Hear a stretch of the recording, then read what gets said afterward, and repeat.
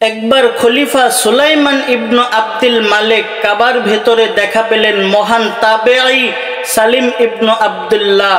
খলিফা যার হুকুমে সাম্রাজ্য চলে, তিনি সালিমকে বললেন, আমার কাছে আপনার কোনো প্রয়োজন থাকলে চাইতে পারেন। সালিম রহমাতুল্লাহি আলাইহি কি উত্তর দিয়েছিলেন জানেন?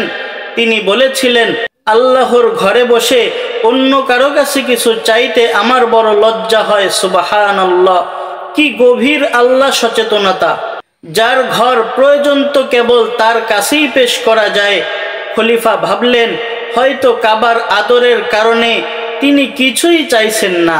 তাওয়াফ শেষে বাইরে এসে তিনি আবার বললেন, এখন তো আপনি আল্লাহর ঘরের বাইরে, এবার আপনার প্রয়োজনটা বলুন।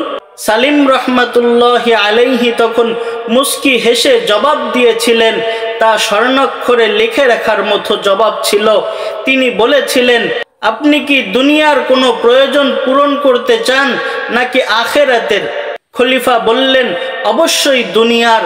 তখন সালিম রহমাতুল্লাহি আলাইহি বললেন, যিনি এই দুনিয়ার মালিক, আমি তো তার কাছেই কখনো দুনিয়া চাইনি, তাহলে যে ব্যক্তি দুনিয়ার মালিকই নয়, তার কাছে আমি কিভাবে তা চাইব? এই একটি ঘটনাই আমাদের চোখে আঙ্গুল দিয়ে দেখিয়ে দেয় তাবেঈদের কাছে দুনিয়ার বাস্তবতা কি ছিল। তারা জানতেন সত্যিকার অর্থে মালিকানা কার। তাই কোনো রাজা বাদশার ধন সম্পদ তাদেরকে প্রলুব্ধ করতে পারত না। তারা দুনিয়াকে পায়ে ঠেলেছিলেন, কারণ তাদের চোখ ছিল আরশের দিকে, তাদের হৃদয়ে ছিল আখিরাতমুখী।